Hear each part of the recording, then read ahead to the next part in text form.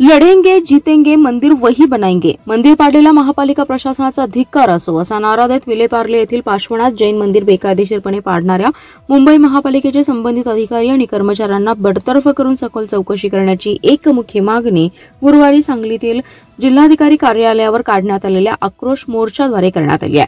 यावेळी सांगली व कोल्हापूर जिल्ह्यातील संपूर्ण जैन आणि अहिंसा प्रेमी समाज, प्रत्येक गावातील जैन मंदिर ट्रस्टचे पदाधिकारी, विश्वस्त मंडळी, संस्था सहभागी झाल्या. या मोर्चात जैन समाजाचा 500 फुटी भव्य पंचरंगी ध्वजाने सांगलीकरांचे लक्ष वेधले. विश्रामबाग चौकातील क्रांतिसिंह नाना पाटील पुतळ्यास पुष्पहार अर्पण करून आक्रोश मोर्चाला प्रारंभ झाला.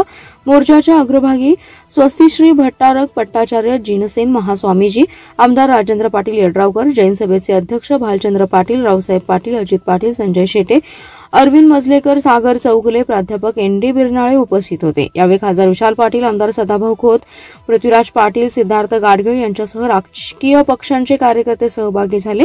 या आक्रोश मोर्चात लढेंगे जीतेंगे मंदिर वही बनाएंगे, जैन मंदिर पाडलेला महापालिका प्रशासनाचा धिक्कार असो, संबंधित मुंबई महापालिका अधिकारी व कर्मचाऱ्यांना बडतर्फ करा अशा घोषणांनी परिसर दणाणून गेला. जैन महिला परिषद, वीर सेवा दल, जैन पदवीधर संघटना, जैन बोर्डिंग आणि दक्षिण भारत जैन सभा आणि सकल जैन समाजाचे कार्यकर्ते हजारोंच्या संख्येने जैन मंदिर पाडणाऱ्या मुंबई महापालिकेचा जोरदार घोषणाबाजी करत निषेध करत होते.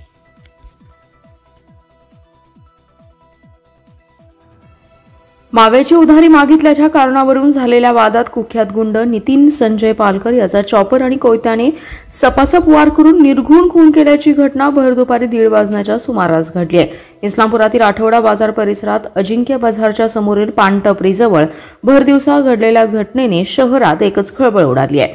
खून प्रकरणी पोलिसांनी तपासाची तातडीने चक्रे फिरवून पानटपरी चालक यश महेश माने आणि वैभव दत्तात्रय थोरात या दोघांना अटक केली आहे. बुधवारी रात्री मृत नितीन पालकर हा यश मानेच्या पानटपरीवर मावा खाण्यासाठी गेला होता. यशने माव्याचे पैसे मागितले, त्यावरून दोघांच्यात वादावादी झाली. त्यानंतर यश पालकर याला फोन करून पैशाची मागणी केली.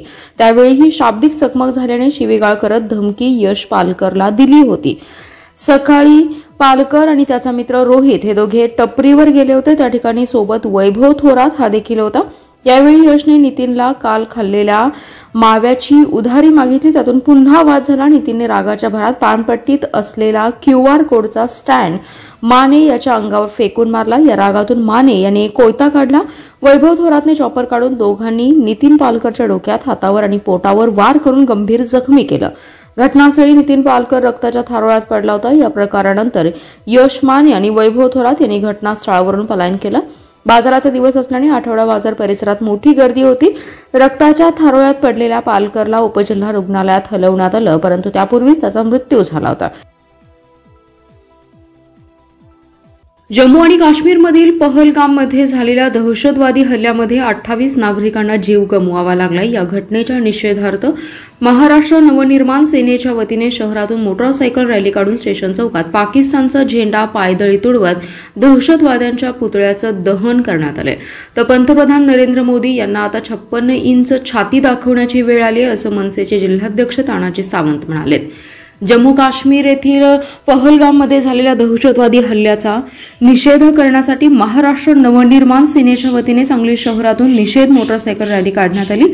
विश्रामबाग येथून रॅलीची सुरुवात झाली. पाकिस्तान मुर्दाबाद, मिटा दो पाकिस्तान को नक्शे से मिटा दो अशा घोषणा देत शहरातून रॅली काढण्यात आली आहे. विश्रामबाग चौक ते पुष्पराज चौक येथून एसटी स्टँड मार्गे मारुती चौक मार्गे स्टेशन चौकात रॅली आली. यावेळी हल्ल्यामध्ये मृत्यू पावलेल्या व्यक्तींना श्रद्धांजली वाहून पाकिस्तानचा झेंडा पायदळी तुडवलाय, तर दहशतवाद्यांच्या पुतळ्याचं दहन करण्यात आले.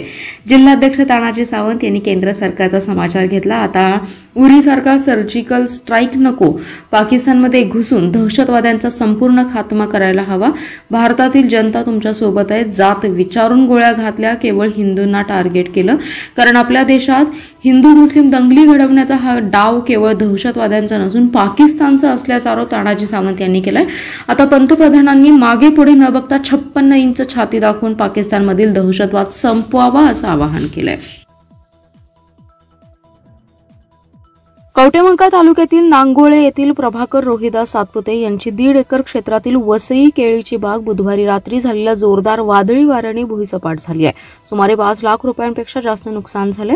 बुधवारी रात्री 7 वाजण्याच्या सुमारास जोरदार वादळी वारं वाहू लागले. हे वादळी वारे 20 ते 25 मिनिटं सुरू होतं. नंतर सुमारे अर्धा तास वादळी वाऱ्यासह जोरदार पावसाने अक्षरशः झोडपून काढले. कवटेमंकाळसह ग्रामीण भागातील झाडे उन्मळून पडली तर काही गावात विजेच्या ताराही तुटून पडल्या. रात्र असल्याने मोठ्या वादळी वाऱ्यासह झालेल्या जोरदार पावसामुळे झालेली पडझड ही लक्षात आली नाही. नांगोळे या गावच्या हद्दीत प्रभाकर सातपुते यांची वसई केळीची बाग आहे. सातपुते यांनी प्रतिकूल परिस्थितीत 1.5 एकर क्षेत्रात केळीची बाग फुलवलेली होती. अवघ्या काही दिवसातच केळी मार्केटला पाठवायचे होते. चालू वर्षी वसई केळीला चांगला दर मिळणार होता. केळीची बाग पूर्णपणे तयार झाली होती. भले मोठे आणि लांबच्या लांब घड पडले होते. व्यापाऱ्यांशी बोलणं देखील झालेलं होतं असं सातपुते यांनी सांगितले. बुधवारी रात्री झालेल्या जोरदार वादळी पावसाने सातपुते यांची केळीची बाग पूर्णपणे उद्ध्वस्त झाली आहे. सर्व केळी बाग जमीनदोस्त झाले. प्रशासनाने नुकसान झालेल्या केळीच्या बागेची पाहणी करून तातडीने पंचनामे करावेत. शासनाने सातपुते या केळी उत्पादक शेतकऱ्यास नुकसान भरपाई देण्याची मागणी केली जाते. जम्मू काश्मीरमधील पहलगाम येथे निष्पाप पर्यटकांवर हल्ला करणाऱ्या दहशतवाद्यांना पाकिस्तानचाच वरद हस्त आहे. त्यामुळे दयामाया न दाखवता भारत सरकारने पाकिस्तानला कायमचा धडा शिकवावा, पाकिस्तानवर कब्जा करावा अशी मागणी करत सांगलीतील समस्त मुस्लिम समाजाच्या वतीने जिल्हाधिकारी कार्यालयासमोर तीव्र निदर्शने करण्यात आली आहेत. सरकारने 20 लाख मुस्लिम तरुणांनी सैन्यात भरती करावी. युद्धाच्या वेळी हीच मुस्लिम रेजिमेंट सर्वात पुढे असेल असंही मुस्लिम समाजाच्या प्रतिनिधींनी यावेळी सांगितलं. जम्मू काश्मीरमधील पहलगाम येथे झालेल्या दहशतवादी हल्ल्यामध्ये 28 पर्यटकांचा मृत्यू झाला तर अनेक जण जखमी झालेत. या भ्याड हल्ल्यापाठीमागे पाकिस्तानचाच हात असल्याचं समोर आलंय. या अनुषंगाने देशभरात संतापाची लाट उसळली. या ठिकाणी पर्यटकांना श्रद्धांजली तर दहशतवाद्यांच्या विरोधात तीव्र निदर्शने करण्यात येतात. याचा पडसाद सांगलीतही उमटत आहेत. सांगलीत मुस्लिम समाजाच्या वतीनेही या भ्याड हल्ल्याचा निषेध करण्यात आलाय. याबाबत जिल्हाधिकाऱ्यांना निवेदन देत निदर्शने करण्यात आली.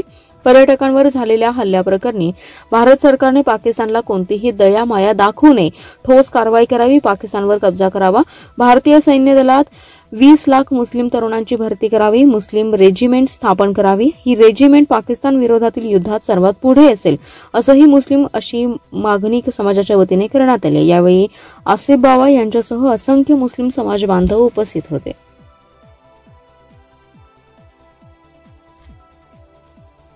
एका औषध कंपनीचा निरीक्षण अहवाल पाठवण्यासाठी 30,000ची लाच घेणाऱ्या सांगली कृषी विभागातील गुणवत्ता नियंत्रकास रंगेहात पकडले. लाचलुचपत विभागाच्या पथकाने जिल्हाधिकारी कार्यालयाच्या आवारात असणाऱ्या मध्यवर्ती प्रशासकीय कार्यालयातील कृषी विभागात त्यांच्याच केबिनमध्ये त्यांना रंगेहात पकडलं.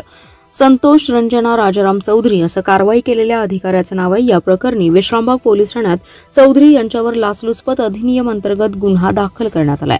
तक्रारदार यांनी सदर जागेवर पॅरागॉन अॅग्रीकेअर नावाची शेती औषध कंपनी स्थापन करण्यासाठी डीलर रजिस्ट्रेशन सर्टिफिकेट मिळण्यासाठी खासगी एजंटामार्फत 22 एप्रिल रोजी फाईल तयार करून घेतली होती. सदर सर्टिफिकेट मिळण्यासाठी फाईल पुणे येथील ऑफिसमध्ये पाठवावी लागते. त्यापूर्वी सांगलीच्या जिल्हा कृषी विभागाकडून सदर इमारतीचं इन्स्पेक्शन करून रिपोर्ट प्राप्त करावा लागतो. सदर इन्स्पेक्शन रिपोर्ट मिळण्यासाठी तक्रारदारांनी बुधवारी सांगलीच्या जिल्हा कृषी विभाग येथे गेले असता त्या ठिकाणी असणारे गुणवत्ता नियंत्रक संतोष चौधरी यांनी कंपनीच्या इमारतीचा इन्स्पेक्शन रिपोर्ट देण्यासाठी तक्रारदाराकडे 35,000च्या लाचेची मागणी केली होती. सदरबाबत तक्रारदारांनी बुधवारी सांगलीच्या लाचलुचपत प्रतिबंधक विभागाकडे तक्रारी अर्ज दिला होता. यानंतर पथकाने तातडीने मध्यवर्ती प्रशासकीय इमारतमधील जिल्हा कृषी कार्यालय येथील त्यांच्या केबिनमध्ये 30,000ची लाच घेताना रंगेहात पकडण्यात आले. पलूस तालुक्यातील कुंडल ते किर्लोस्करवाडी रोडवर स्वतःजवळ बेकायदेशीर देशी बनावटीचं पिस्टल घेऊन फिरणाऱ्या रेकॉर्डवरील गुन्हेगारास पोलिसांनी जेरबंद केले. स्थानिक गुन्हे अन्वेषणच्या पथकाने सदरची कारवाई केली. त्याच्याकडून 60,000चं देशी बनावटीचं पिस्टल, एक जिवंत काडतूस असा एकूण 60,700 रुपयांचा मुद्देमाल जप्त केलाय. कुमार जगन्नाथ खेत्री असं कारवाई केलेल्या तरुणाचं नाव आहे. जिल्ह्यात अवैध शस्त्र बाळगणाऱ्यावर कारवाई करण्याचे आदेश पालकमंत्री चंद्रकांत दादा पाटील यांनी टास्क फोर्सच्या बैठकीत दिले. त्यानुसार विविध पथके तैनात केली आहेत. स्थानिक गुन्हे अन्वेषणचं एक पथक पलूस परिसरात पेट्रोलिंग करत असताना माहिती मिळाली की रेकॉर्डवरील गुन्हेगार कुमार खेत्री हा स्वतःजवळ रिव्हॉल्व्हर घेऊन कुंडल ते किर्लोस्करवाडी जाणाऱ्या मार्गावर फिरत आहे. मिळालेल्या माहितीप्रमाणे पथकातील कर्मचाऱ्यांनी तातडीने त्या ठिकाणी सापळा लावून संशयित खेत्री याला ताब्यात घेतलं. त्याची तपासणी केली असता त्याच्याजवळ एक देशी बनावटीचं पिस्टल आणि एक काडतूस मिळालं. सदर पिस्टलबाबत चौकशी केली असता त्याच्याकडे कोणताही परवाना नसल्याचं निष्पन्न झालं। तसेच त्याने कोठून आणलं याबाबत तो उडवाउडवीची उत्तरं देऊ लागला। यावेळी त्याला ताब्यात घेऊन कुंडल पोलीस ठाण्याच्या स्वाधीन करत गुन्हा दाखल करण्यात आला। दरम्यान खेत्री हा रेकॉर्डवरील गुन्हेगार असून त्याच्यावर पलूस, इस्लामपूर, श्रीरामपूर आणि भुईंज पोलीस ठाण्यात आर्म ऍक्टचे गुन्हे दाखल आहेत।